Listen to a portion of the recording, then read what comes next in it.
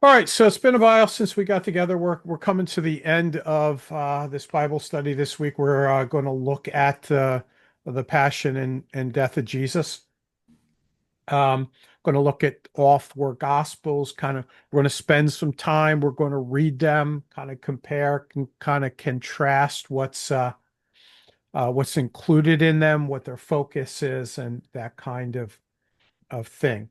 The following week is a session comparing, contrasting the resurrection, and then we're pretty much finished this one, and we'll move on to uh, the intertestamental period. All right. Any questions before we get started? Just All right, about process, I think. Did we process. say we're going to stop and take a break in July or I hmm don't, okay. That's what we said. That's what we said. Does everybody still want to do that? Yeah, that's Mhm. fine. Okay, Mhm. yeah. Pick it up in August like we did last year. Yep. Mhm. Okay. Well, I think it'll work out pretty good. We'll do this one and then the next one, and then we good. All right. So we're at the passion and death. So what we're going to do, like we do every week, is look at how each gospel, in this instance, portrays Jesus' passion and death, and use that to really get sort of a broader idea of his death and resurrection. So if you look at the accounts, Matthew starts in 26, verse 17, goes to 27:62. Mark's chapter 14, verse 12 to chapter 15, verse 47. Luke 22, 1 through 23:56, and then John 18 and 19. So if you have a Bible, follow along. I'm reading from the English Standard Version. And so this is Matthew 26, starting in verse 17. Now, on the first day of unleavened bread, the disciples came to Jesus saying, "Where will you have us prepare for you to eat the Passover?" He said, "Go into the city to a certain man and say to him, 'The teacher says, my time is at hand. I will keep the Passover at your house with my disciples.'" And the disciples did as Jesus had directed them, and they prepared the Passover. When it was eaten at table with the 12. And as they were eating, he said, "Truly I say to you, one of you will betray me." And they were very sorrowful and began to say to him one after the other, "Is it I, Lord?"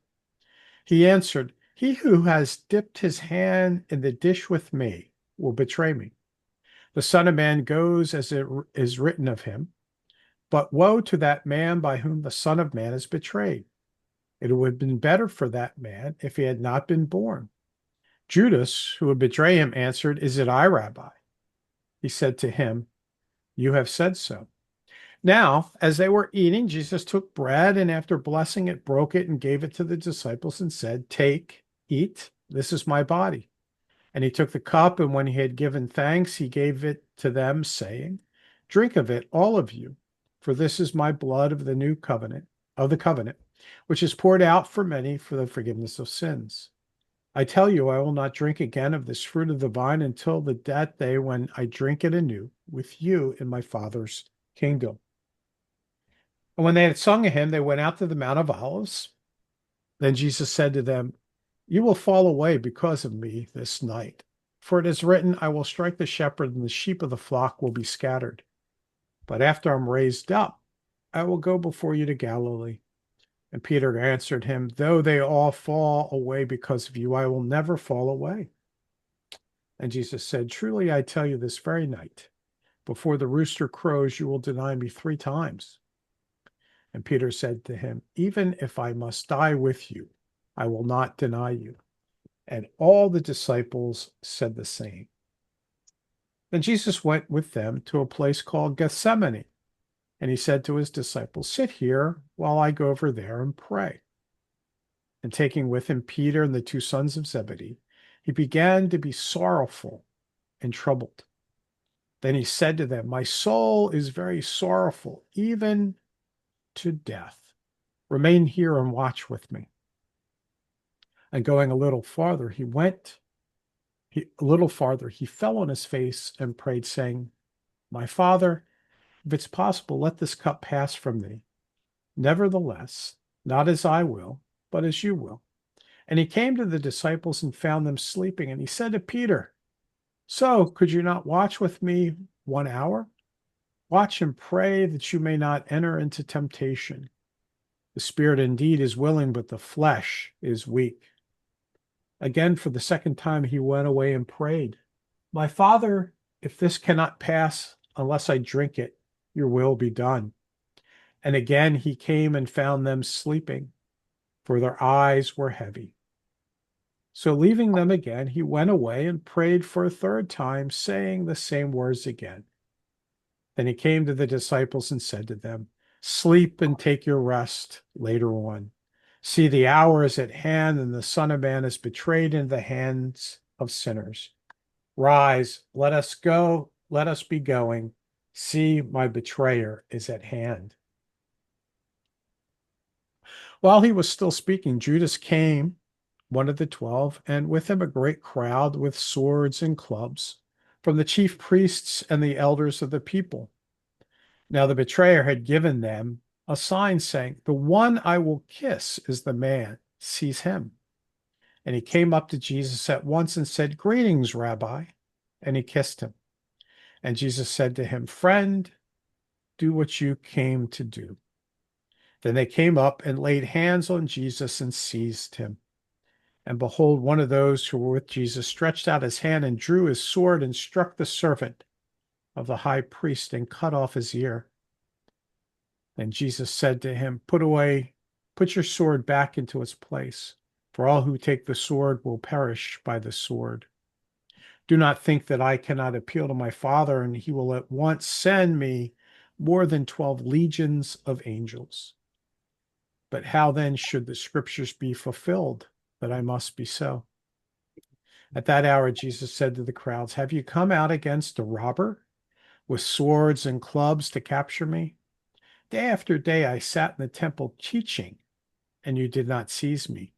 But all this has taken place that the scriptures of the prophets might be fulfilled.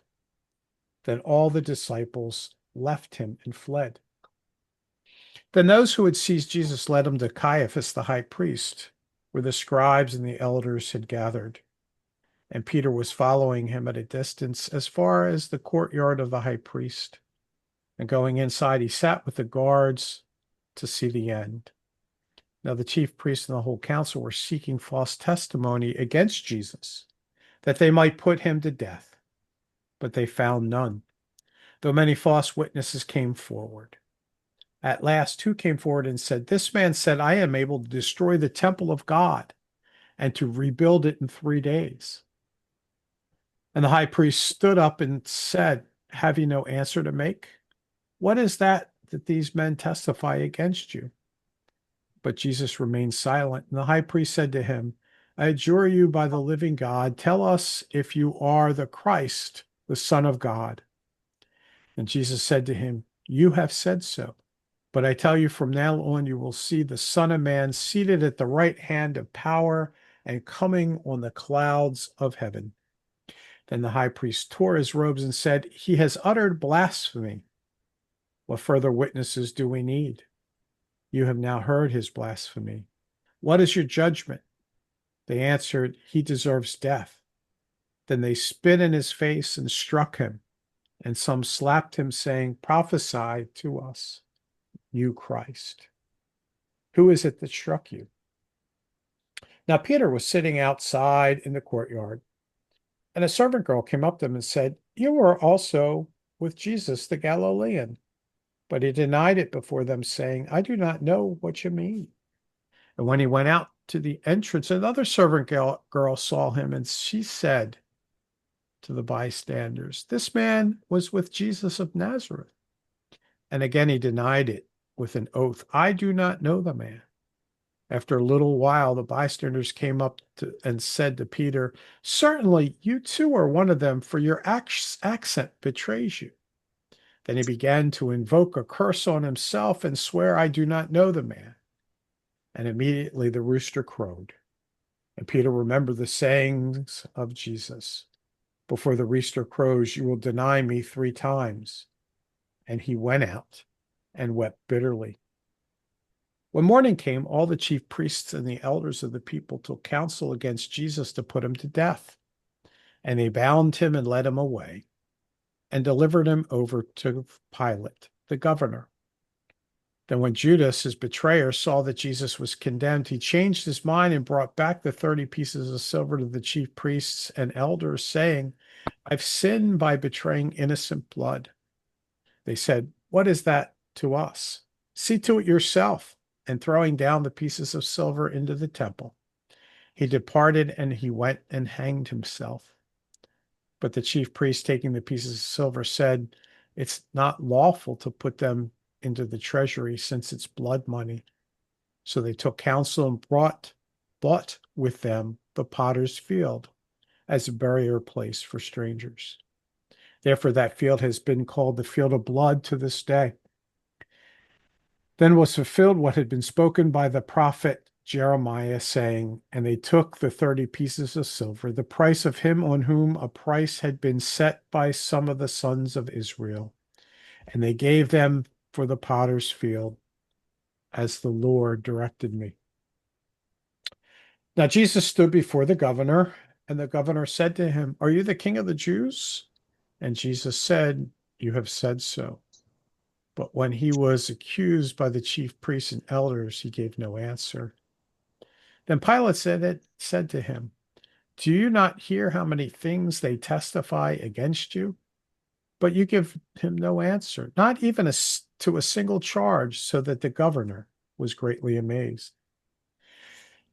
Now at the feast, the governor was accustomed to release for the crowd any one prisoner whom they wanted. And they had then a notorious prisoner called Barabbas. So when they had gathered, Pilate said to them, Whom do you want me to release to you, Barabbas or Jesus, who is called the Christ? For he knew that it was out of envy that they had delivered him up. Besides, while he was sitting on the judgment seat, his wife sent word to him, Have nothing to do with that righteous man, for I have suffered much because of him today in a dream. Now the chief priests and the elders persuaded the crowd to ask for Barabbas and destroy Jesus. The governor again said to them, Which of the two do you want me to release for you? And they said, Barabbas. And Pilate said to them, Then what shall I do with Jesus, who is called the Christ? And they said, Let him be crucified. And he said, Why?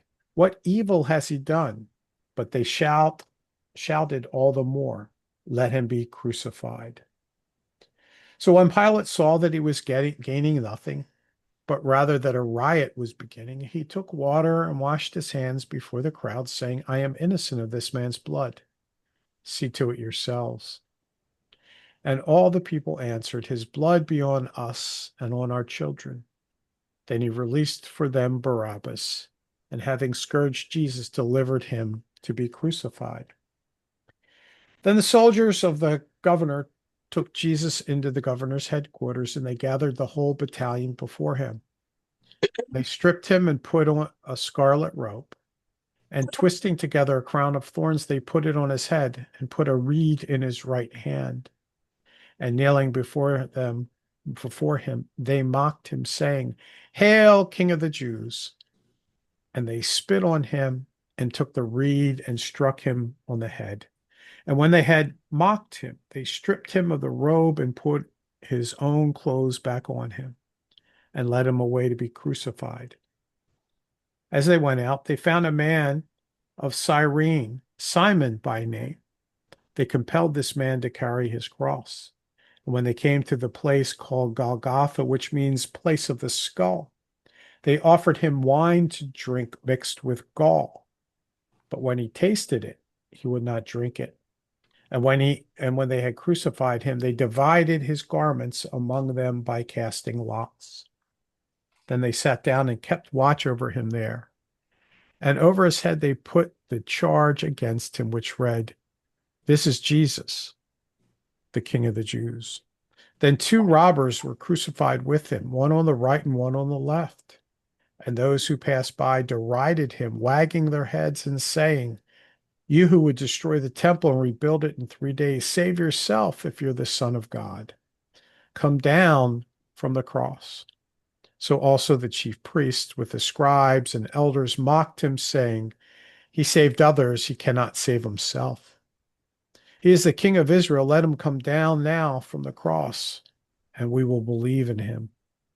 He trusts in God. Let God deliver him now if he desires him. For he said, I am the Son of God. And the robbers who were crucified with him also reviled him in the same way. Now, from the 6th hour, there was darkness over the land until the 9th hour. And about the 9th hour, Jesus cried out with a loud voice, saying, Eli, Eli, lema sabachthani. That is, my God, why have you forsaken me? And one of them ran at once and took a sponge, filled it with sour wine, and put it on a reed and gave it to him to drink. But the other said, Wait, let us see whether Elijah will come to save him. And Jesus cried out again with a loud voice and yielded his spirit. And behold, the curtain of the temple was torn in two from top to bottom, and the earth shook and the rocks were split.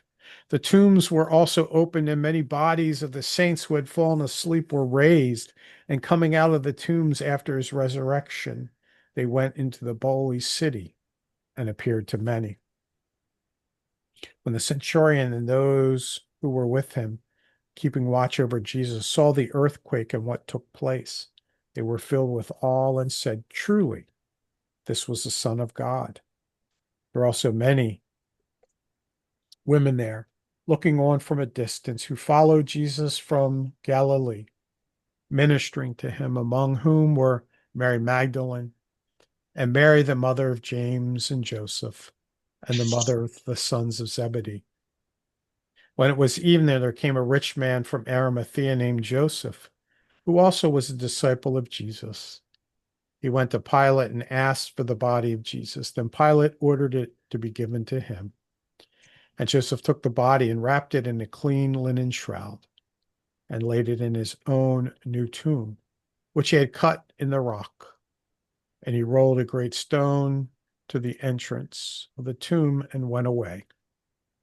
Mary Magdalene and the other Mary were there sitting opposite the tomb. All right, so that's Matthew. Does anybody want to read Mark? That was a long reading. I would, What's Mark? but I have a different translation. I don't care. So Mark 14, 12 to 1547.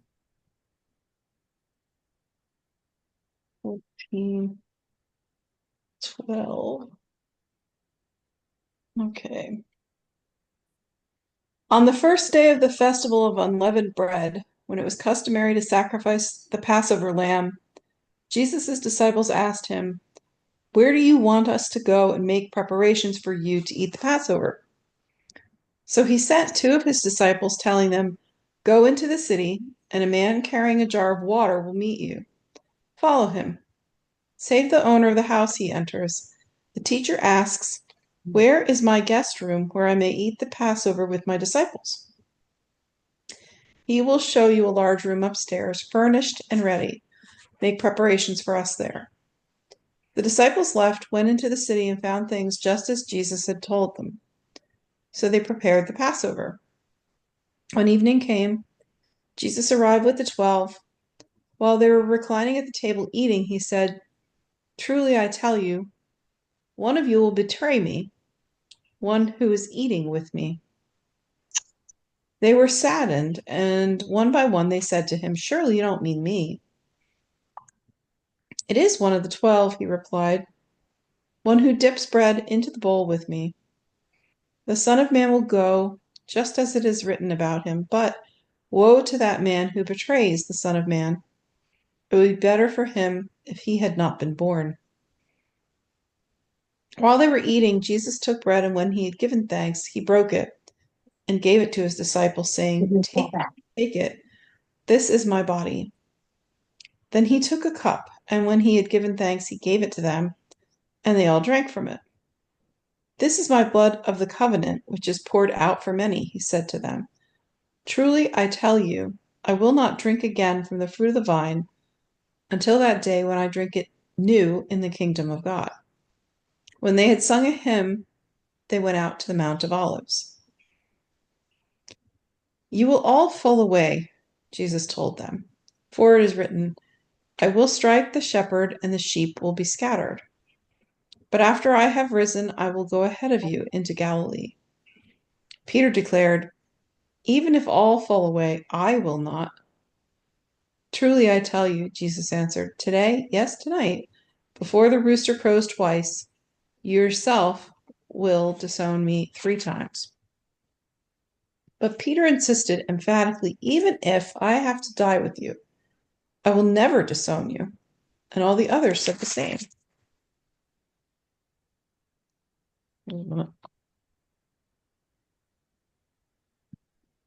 Jumped, and I don't know if that's.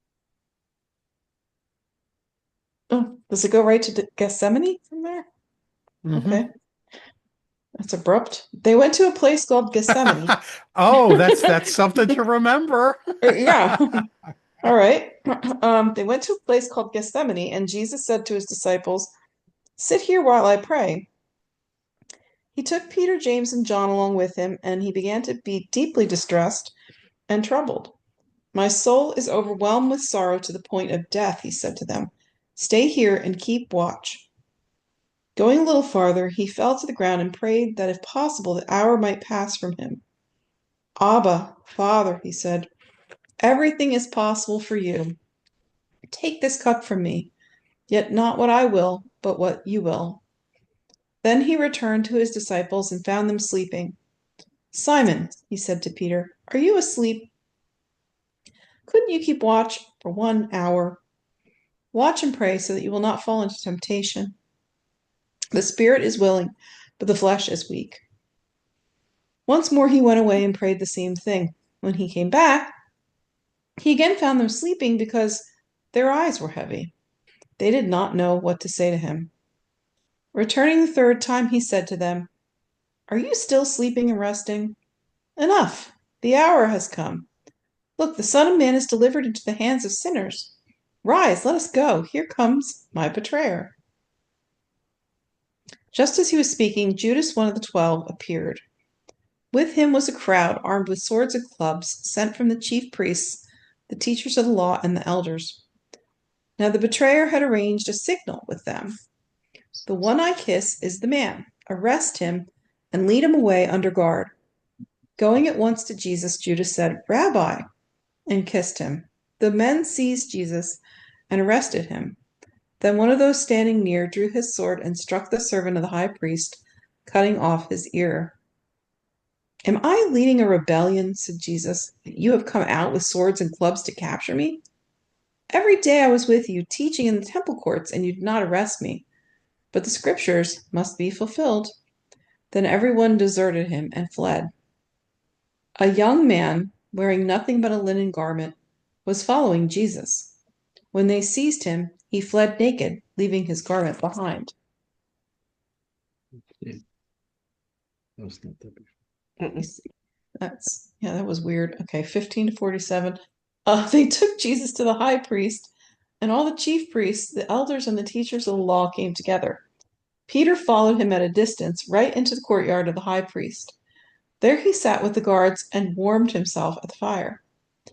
The chief priests and the whole Sanhedrin were looking for evidence against Jesus so that they could put him to death, but they did not find any. Many testified falsely against him, but their statements did not agree. Then some stood up and gave this false testimony against him.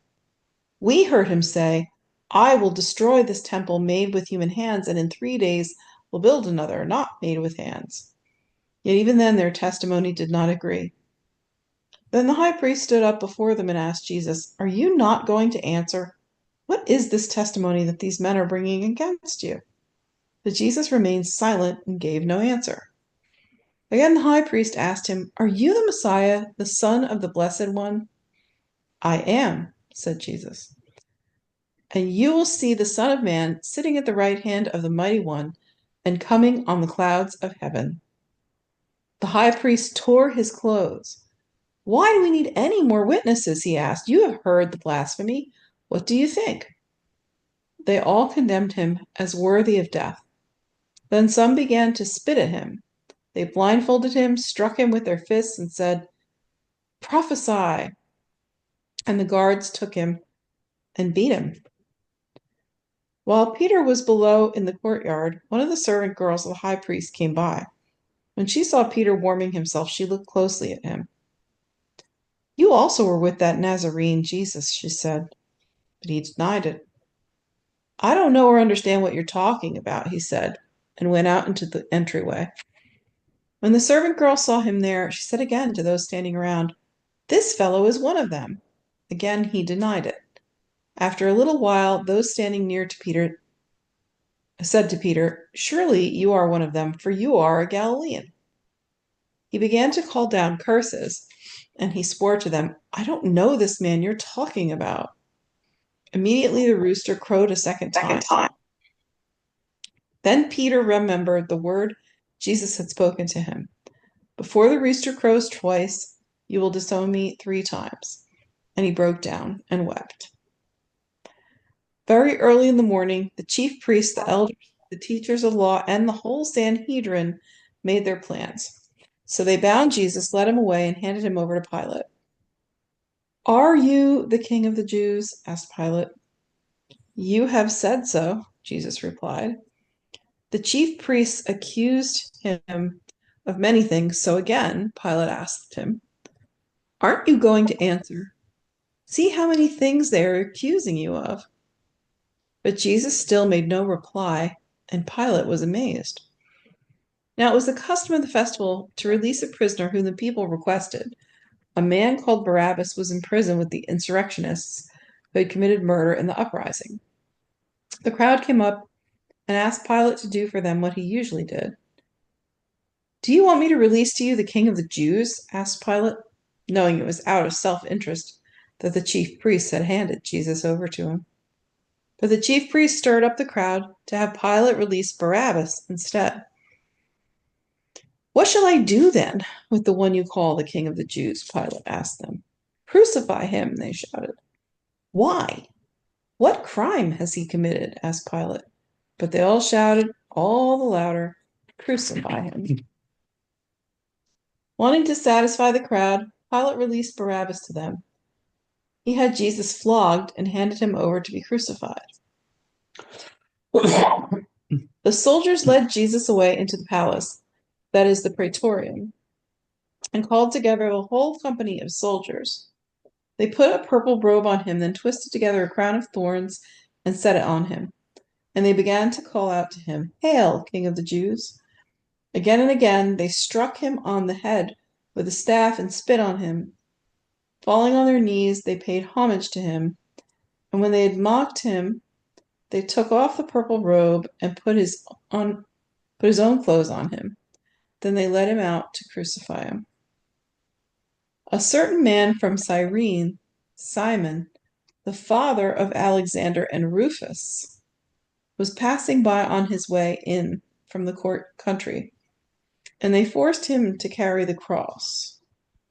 They brought Jesus to the place called Golgotha, which means the place of the skull.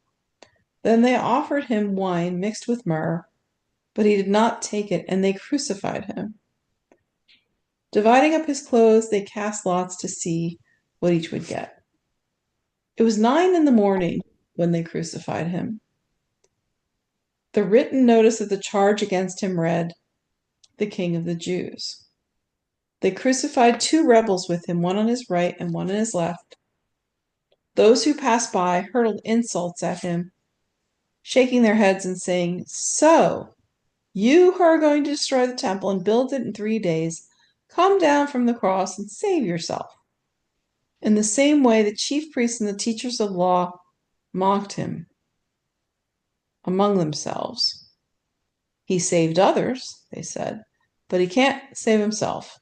Let this Messiah, this King of Israel, come down now from the cross, that we may see and believe." those crucified with him also heaped insults on him. At noon, darkness came over the whole land until 3 in the afternoon. And at 3 in the afternoon, Jesus cried out in a loud voice, Eloi, Eloi, lama sabachthani, which means, my God, why have you forsaken me? When some of those standing near heard this, they said, Listen, he's calling Elijah. Someone ran, filled a sponge with wine vinegar, put it on a staff, and offered it to Jesus to drink. Now leave him alone. Let's see if Elijah comes to take him down, it said. With a loud cry, Jesus breathed his last. The curtain of the temple was torn in two from top to bottom. And when the centurion who stood there in front of Jesus saw how he died, he said, Surely this man was the Son of God. Some women were watching from a distance. Among them were Mary Magdalene, Mary the mother of James the younger and of Joseph, and Salome. In Galilee, these women had followed him and had cared for his needs. Many other women who had come up with him to Jerusalem were also there. It was preparation day, that is, the day before the Sabbath. So as evening approached, Joseph of Arimathea, a prominent member of the council, who was himself waiting for the kingdom of God, went boldly to Pilate and asked for Jesus' body. Pilate was surprised to hear that he was already dead. Summoning the centurion, he asked him if Jesus had already died. When he learned from the centurion that it was so, he gave the body to Joseph. So Joseph bought some linen cloth, took down the body, wrapped it in the linen, and placed it in a tomb cut out of rock. Then he rolled a stone against the entrance of the tomb. Mary Magdalene and Mary, the mother of Joseph, saw where he was laid. All right. So that's Mark's account. Now, what I want you to do, we're not going to read through Luke's all the way, but I want you to pull out your Bible and I want you to skim through Luke and kind of, quickly compare. You've heard Matthew's account and you've heard Mark's account. So just kind of quickly go through and kind of just make some mental notes. What's the same and what's a little bit different? And then we are going to read John's account. So I'll give you a couple of minutes to skim through that.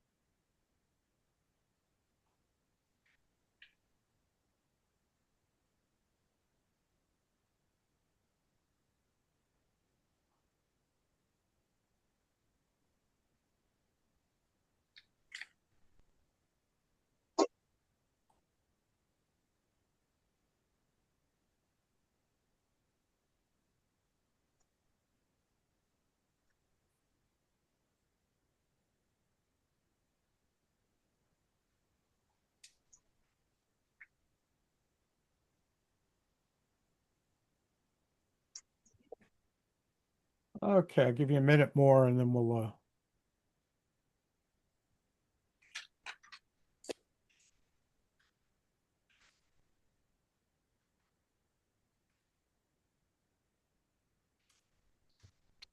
Okay, and now we have the last of our Gospels, John chapters 18 and 19. When Jesus had spoken these words, he went out with the disciples across the brook Kidron, where there was a garden, which he and his disciples entered. Now Judas, who betrayed him, who also knew the place, for Jesus often met there with his disciples. So Judas, having procured a band of soldiers and some officers from the chief priests and the Pharisees, went there with lanterns and torches and weapons. Then Jesus, knowing all that would happen to him, came forward and said to them, "Whom do you seek?"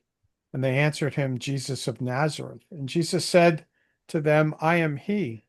Judas, who betrayed him, was standing with them. When Jesus said to them, "I am he," they drew back and fell to the ground.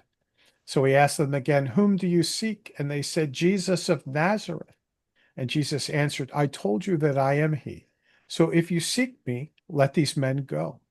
This was to fulfill the word that he had spoken. Of those whom you gave me, I have lost not one. Then Simon Peter, having a sword, drew it and struck the high priest's servant and cut off his right ear. The servant's name was Malchus. So Jesus said to Peter, "Put your sword into its sheath. Shall I not drink the cup that the Father has given me?" So the band of soldiers and their captain and the officers of the Jews arrested Jesus and bound him. First, they led him to Annas, for he was the father-in-law of Caiaphas, who was the high priest that year. It was Caiaphas who had advised the Jews that it would be expedient that one man should die for the people. Simon Peter followed Jesus, and so did another disciple. Since the disciple was known to the high priest, he entered with Jesus into the courtyard of the high priest. But Peter stood outside at the door. So the other disciple who was known to the high priest went out and spoke to the servant girl who kept watch at the door and brought Peter in. The servant girl at the door said to Peter, "You're also not one of this man's disciples, are you?" And he said, "I am not." Now the servants and officers had made a charcoal fire, and because it was cold, and they were standing and warming themselves, Peter also was with them, standing and warming himself. The high priest then questioned Jesus about his disciples and his teaching, and Jesus answered him, "I've spoken openly to the world. I've always taught in the synagogues and in the temple, where all the Jews come together. I've said nothing in secret. Why do you ask me? Ask those who have heard me what I said to them. They know what I said." When he said these things, one of the officers standing by struck Jesus with his hand, saying, "Is that how you answer the high priest?" And Jesus answered him, what if what I said is wrong? Bear witness about the wrong. But if what I said is right, why do you strike me?" Annas then sent him bound to Caiaphas, the high priest. Now Simon Peter was standing and warming himself, so they said to him, "Are you not one of his disciples?" And he denied it and said, "I am not." One of the servants of the high priest, a relative of the man whom Jesus' ear cut off, asked, "Did I not see you in the garden with him?" And Peter again denied it. And at once the rooster crowed. Then they led Jesus from the house of Caiaphas to the governor's headquarters. It was early morning. They themselves did not enter the governor's headquarters so that they would not be defiled, but could eat the Passover. So Pilate went outside to them and said, "What accusation do you bring against this man?" And they answered him, "This man were not doing evil, we would not have delivered him over to you." And Pilate said to them, "Take him yourself and judge him by your own law." The Jews said to him, "It is not lawful for us to put anyone to death." This was to fulfill the word that Jesus had spoken, to show what kind of death he was going to die. So Pilate entered his headquarters again and called Jesus and said to him, "Are you the king of the Jews?" And Jesus answered, "Do you say this of your own accord, or did others say it to you about me?" And Pilate answered, "Am I a Jew? Your own nation and the chief priests have delivered you over to me. What have you done?" And Jesus answered, My kingdom is not of this world. If my kingdom were of this world, my servants would have been fighting that I might not be delivered over to the Jews. But my kingdom is not from this world. Then Pilate said to him, So you are a king? And Jesus answered, You say that I am a king. For this purpose I was born, and for this purpose I have come into the world, to bear witness to the truth. Everyone who is of the truth listens to my voice. And Pilate said to him, What is truth? After he had said this, he went back outside of the Jews and told them, I find no guilt in him, but you have a custom that I should release one man to you at Passover. So do you want me to release to you the king of the Jews? They cried out, No, not this man, but Barabbas. Now Barabbas was a robber. Then Pilate took Jesus, flogged him, and the soldiers twisted together a crown of thorns and put it on his head and arrayed him in a purple robe. They came up to him saying, Hail, King of the Jews, and struck him with their hands. Pilate went out again and said to them, See, I am bringing him out to you, that you may know that I find no guilt in him. So Jesus came out wearing the crown of thorns and the purple robe. And Pilate said to them, Behold the man. When the chief priests and the officers saw him, they cried out, Crucify him! Crucify him! And Pilate said to them, Take him yourselves and crucify him, for I find no guilt in him. The Jews answered him, We have a law, and according to that law we must die, because he's made himself the Son of God. When Pilate heard this statement, he was even more afraid. He entered his headquarters again and said to Jesus, Where are you from? But Jesus gave him no answer. So Pilate said to him, You will not speak to me? Do you not know that I have the authority to release you and authority to crucify you?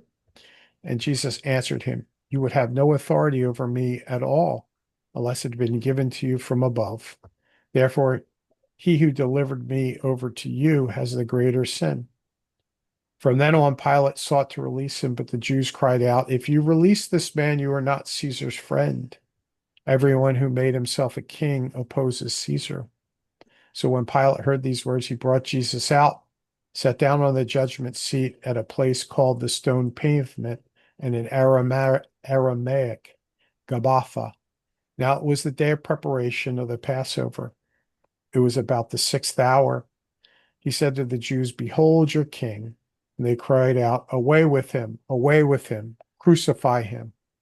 Pilate said to them, Shall I crucify your king? And the chief priests answered, We have no king but Caesar. So he delivered him over to them to be crucified. So they took Jesus, and he went out bearing his own cross to a place called the place of the skull, which in Aramaic is called Golgotha. There they crucified him, and with him 2 others, one on either side, and Jesus between them. Pilate also wrote an inscription and put it on the cross. It read, Jesus of Nazareth, the King of the Jews. Many of the Jews read this inscription, for the place where Jesus was crucified was near the city, and it was written in Aramaic, in Latin, and in Greek. So the chief priests of the Jews said to the Pilate, Do not write the King of the Jews, but rather this man said, I am the King of the Jews. And Pilate answered, What I have written, I have written. When the soldiers had crucified Jesus, they took his garments and divided them into 4 parts, 1 part for each soldier, also his tunic. But the tunic was seamless, woven in one piece from top to bottom. So they said to one another, Let us not tear it, but cast lots for it to see who it shall be. This was to fulfill the scripture which says, They divided my garments among them, and for my clothing they cast lots. So the soldiers did these things. But standing by the cross of Jesus, there was his mother and his mother's sister, Mary, the wife of Clopas, and Mary Magdalene. And when Jesus saw his mother and the disciple whom he loved standing nearby, he said to his mother, Woman, behold your son. And he said to the disciple, Behold your mother. And from that hour, the disciple took her to his own home. After this, Jesus, knowing all was now fulfilled, he said, to fulfill scripture, I thirst. A jar full of sour wine stood there, so they put a sponge full of sour wine on hyssop and held it to his mouth. And when Jesus had received the sour wine, he said, It is finished. And he bowed his head and gave up his spirit. since it was a day of preparation, and so that the bodies would not remain on the cross on the Sabbath, for that Sabbath was a high day. The Jews asked Pilate that their legs might be broken and that they might be taken away. So the soldiers came and broke the legs of the first and of the other, whom he had been crucified with Jesus. But when they came to Jesus and saw that he was already dead, they did not break his legs. But one of these soldiers pierced his side, and with a spear came out blood and water. He who has borne witness, his testimony is true. He knows that he is telling the truth, that you also may believe. For these things took place that the scripture might be fulfilled. Not one of his bones will be broken. And again, another scripture says they will look on him whom they have pierced. After these things, Joseph of Arimathea, who was disciple of Jesus, but secretly for fear of the Jews, asked Pilate that he might take away the body of Jesus. And Pilate gave him permission. So he came and took away his body. Nicodemus also, who earlier had come to Jesus by night, came bringing a mixture of myrrh and aloes, about 75 pounds in weight. So they took the body of Jesus and bound it in linen cloths and with spices, as it is the burial custom of the Jews. Now, the place where he was crucified, there was a garden, and in the garden a new tomb in which no one had been laid. So because of the Jewish day of preparation, since the tomb was close at hand, they laid Jesus there. All right. So we've heard 4 different passion narratives. As you think about what you heard and comparing and contrasting them, what came to mind?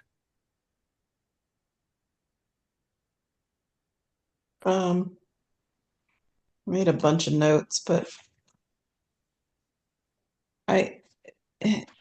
John's is really different, I think, than the other 3 because it does not include anything about the Last Supper, the What did he? Passover. Yeah, what did he have instead? I didn't read it, but what did he do instead? John, I don't know. Foot washing. Oh, He did foot washing. So okay. And then at the end there, it's about the burial, but not the women, whereas the other one's focused on the women. okay. But there were other bits in there too, like he included the names of Annas and Caiaphas, and I don't think those were in the others. Well, And just he also mentioned about Pilate sitting on the judge's seat, specifically the stone pavement, mhm. which I didn't pick up in the other ones. Okay. So we know that Matthew, Mark, and Luke are very similar. So why are they very similar? They pulled from each other. Yeah, Right. They all Mark have is the source.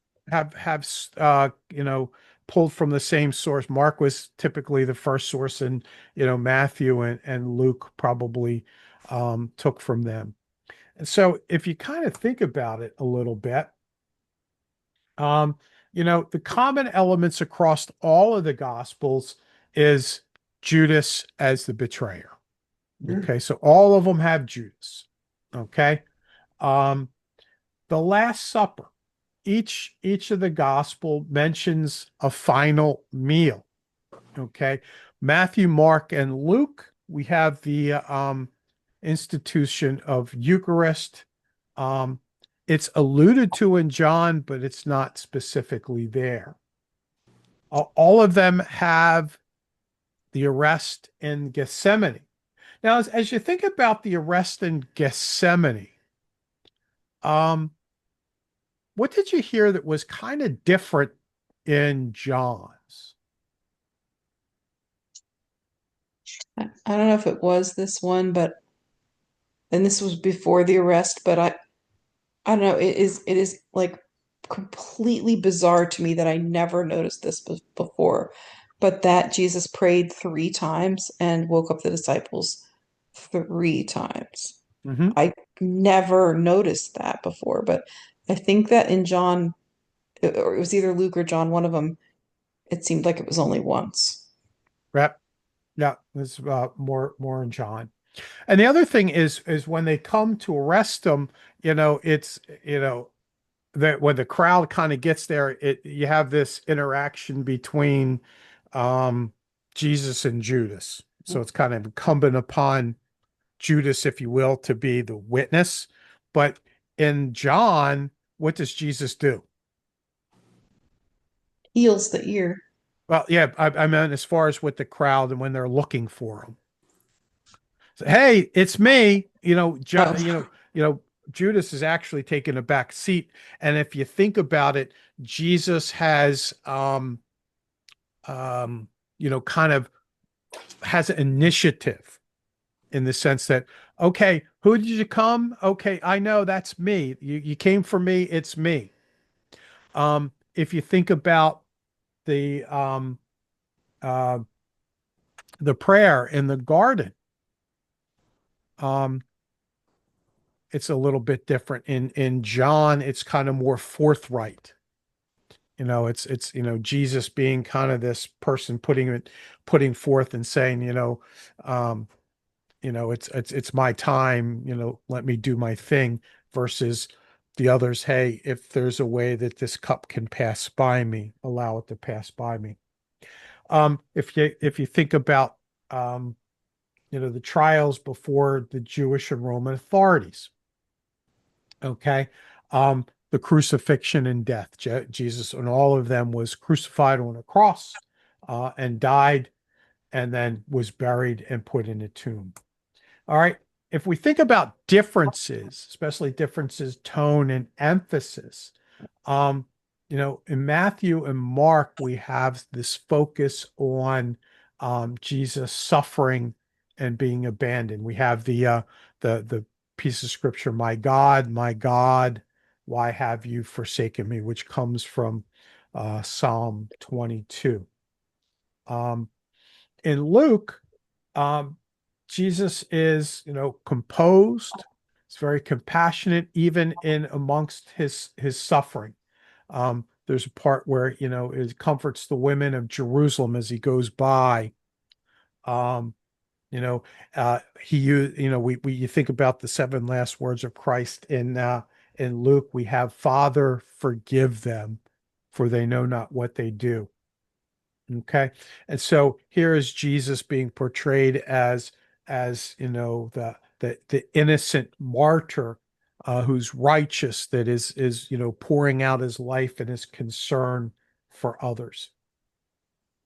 And in John, um, it's always what John is, highlighting the divinity of Jesus, and as such, taking control over the events.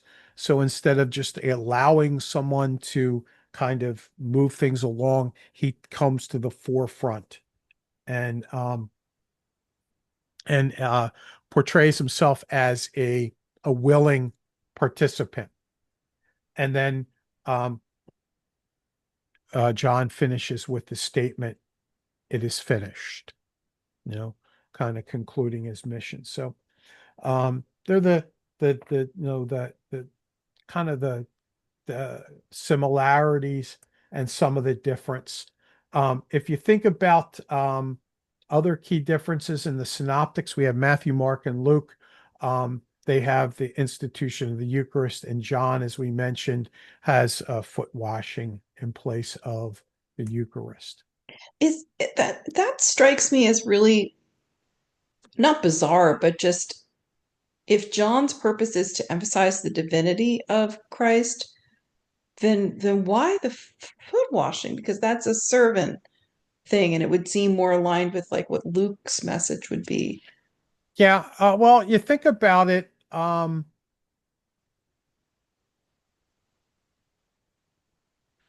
As you think about Jesus and you think about his divinity, um, what does John have to say about his divinity? He was there at the beginning. He's always been there. Right. But it's so a lot of times when we think about divinity, we think about divine up here and folks down here, right? And But for John, he's arguing for Jesus' divinity, but not a divinity in a hierarchical place, but the divine that comes down and meets humankind, and in the same way serves humankind. Does it go back And to Isaiah with the suffering servant? yeah, yeah, absolutely. Absolutely. So it makes sense that, he has his foot washing, because while John argues that Jesus is divine, in his divinity, it came to serve. And what better symbolism of serving than washing somebody else's feet? Okay. If we look at the crucifixion itself, um, we have some additions and differences. So in Mark, he has an earthquake, the tearing of the temple curtain, and the resurrection of the saints. Did everybody hear that? Mhm. Did anybody think of that? Or most people just kind of go over it and it's like, well, that's weird, and just keep on going. But you have that kind of thing happening. Um, in Mark, as Debbie said as she was reading, it's like, this is weird. It's just, I think the word she used was abrupt. Right. It was abrupt. It was just Yeah. like boom, boom. Yeah, so it's We- like this stark boom, boom, boom account Mhm. that just kind of moves Jesus on a side of the bare bone kind of thing. Mhm. Um, Luke, we have the story of the repentant thief, and his assurance to him that today you will be with me in paradise. Mhm. Um, and then John has interactions with Jesus entrusting his mother uh, to his beloved disciple. Those Was kinds it of also things. John? John was saying something like those were that were on the other that were being crucified with him were mocking him. Yeah, I think so. Hold Yeah. on. Yep, Which kind of yep, is counter to the repentant thief yep, account. exactly. Um, Hmm. if we look at differences in the trial scenes, Matthew and Mark focus on the religious trial before the Sanhedrin and Pilate's reluctant decision to crucify Jesus. Um, Luke, we didn't read that one, but besides Pilate tries to pawn him off on Herod, because Herod is the ruler up in Galilee, which is different than the other trial scenes. Hmm. And then John has this extended dialogue between him and Pilate, talking about kings, kingdoms, truth, and what is truth. In the Luke account where he does go to Herod, I always, in thinking that this took place over the course of a night, always did find that just sort of like hard to hard to understand because that seems awfully far. No, No, he was because there. he came to Jerusalem for the celebration as well. Yeah, they were both there. That still takes a while though to walk place to place, no? They're in the same city. Yeah, but, I mean, like, Well, they're you're- both in the north. You think about it, they're both in the northern part. Like you got the temple here. Jesus would be down here, and the everything else is up here. So they're in they're in the same neighborhood, if you will. okay. Yeah, I mean, I just like picturing it all or thinking of this like, City Hall, Broad Street, kind of walking around. I don't know, and it's the middle of the night. It must have, and they're making noise because they have a big crowd. It must have been just You, like, you're walking from CUMC to St. Mark's. is it that close? Right. It's probably not even that far. Okay. I would say probably right down Hawthorne. Hmm. You go down, make a little Hawthorne, halfway down Hawthorne. Yeah, because they both they were within the city walls, Okay. and they were both in the same kind of section. So kind of as you heard the reading, we kind of compared and contrasted here. Um, what do you think? What do you think? I don't, maybe I missed this on the other three readings, but in John, in the version that I was following along with on my phone, Hmm. there was parentheses explaining to the reader why certain things happened in fulfillment of and fulfillment of. He did that multiple times, Hmm. and I don't remember seeing it in the others. No, it's not there. I also didn't see in the others, maybe I glossed over it, but they put him in a purple robe in John, but they didn't mention that in the others. No, it was in the others. Was it? Yeah. Hmm. I didn't catch it. Yeah, it was just kind of wrapped a little bit differently. I think in John, it's probably a little bit more emphasized there, Yeah, as opposed to the others. yeah, the regal purple So, one. yeah. So if, as you think about them, which one of the accounts resonates most with you? If I told you, hey, you could only have one passion narrative in your Bible, which I, one you going to have? I would have to go John. Okay, how come? It seems more meaningful and practical Okay, and less, by the numbers. I mean, this, then this, then this. It was more meaningful, more personal. okay. So are you saying it kind of like flowed a little bit better? Was Yeah, maybe. I guess less factual? I don't want to use, that's Well, not probably a good thing. I mean, other things in John I caught was like when they did the inscription above the cross, they did it in Okay, three okay, languages, okay, right? They mentioned details like that the others don't. okay, Well, John mentions too, the brutality. I mean, the whole thing was brutal, but the brutality at the end where they broke their legs and, that they don't mention that in the other ones. okay. Yeah, they didn't do that. And I like the part of John where he does mention that Jesus spoke to his mother at the end. And, the other ones didn't mention that he spoke to his mother. Okay. So Nance, you're telling me you're a John person too? Yeah, I mean, yeah, he still got to the point and without a lot of words. He made it a little bit more like it was sort of the Cliff Note version in a way. Okay. All The, right. the Okay. other three made me feel like I was an outsider looking into a story, but Oh, with okay. John, I felt like I was there. Mhm. Okay. Okay. Okay. I kind of feel a little differently. Okay. Different is Um, good. I um I kind of like now I had to walk away for Mark's because my mom called and I always have to make sure that she's not Okay. calling for something serious. That's okay. Um, but Matthew, I think what hits me in Matthew is in the garden and Jesus's struggle and that really touches me and I just that really gets me. Mhm. And so that I feel that is more personal to me. Okay. Jesus's struggle and his disciples not really being there for him. Okay. I just don't. I mean, and this was in all three, I think, versions.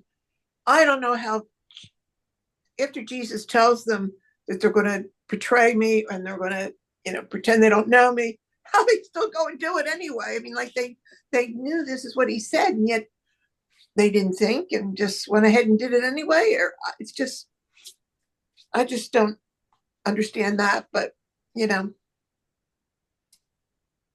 Okay.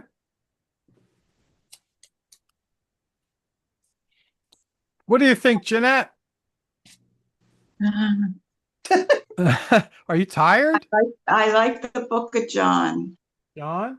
but I think you need the others too. So, I didn't say you didn't need the others. I'll just ask which one yeah, resonated well, it's most with hard you. to pick. I find it's sometimes hard because, you know, having heard these, over the course of years, in some ways they all kind of blend together. Mm-hmm. Yeah. So you think when you have like a in the day when you were having the Good Friday services, from 12 to 3, and sometimes you would do the seven last words of Christ, like they were all, it's one story. Hmm. So sometimes it's like, okay, was that in this one? Was that in that one? And that kind of thing. So um, sometimes that's a little difficult. I understand your quandary that you need to have them all. Anybody else? Herman, Sue, what's your favorite?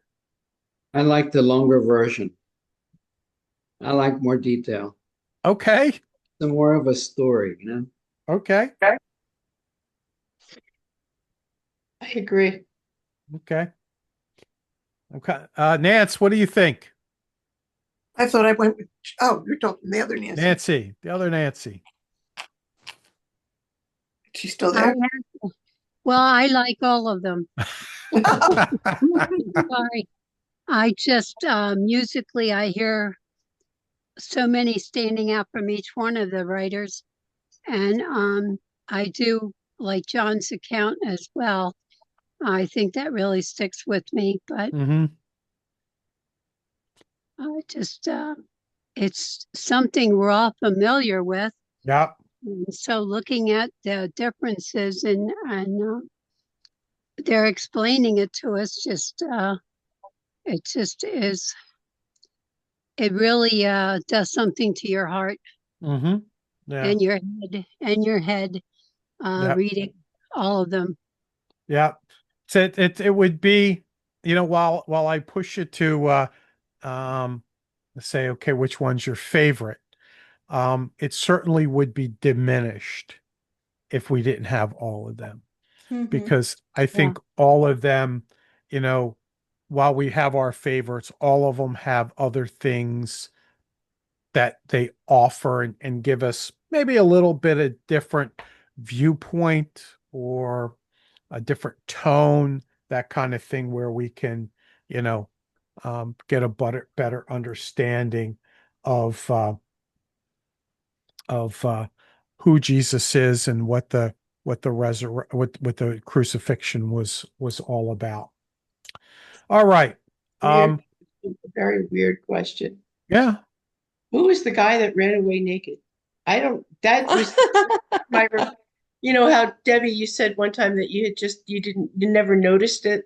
I never Yeah. noticed that either. And even Herman was like, that's different. Yeah, I saw that too, and I was like, "What the?" Heck. And then, yeah, Yeah. what was that about? Like that detail, was that in John? No. Yeah. No. But when I heard that, I remembered a picture. Somebody had a drawing of this guy being grabbed by the guards, and Mhm. he was running away, and they were just holding onto the garments, and he was running away naked. Yeah. Mhm. It's one of those things, religious things that you. Yeah. It's just I've seen that picture too. Hmm. I've seen that picture too.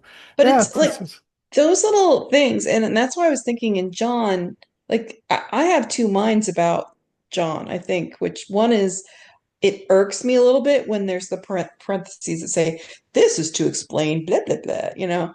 I don't know. That's like some strange to me. But the detail that he gives about certain things, like Simon of Cyrene was, hey, he was the father of blah, blah.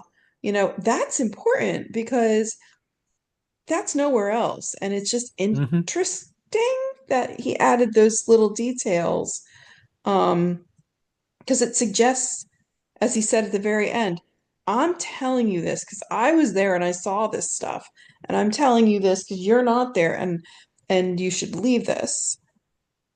So yeah, a guy runs away because of, I mean, that's the thing sort of sticks out, you know? When somebody Well, runs on the field at a ball game and streaks, yeah. people report that. We we talk about the weirdness of a guy streaking, but what's the weirdness of all of these people being raised and being seen in Jerusalem? I Mhm. remember, again, something that jumped out at me. The resurrection. Mhm. Everybody, all these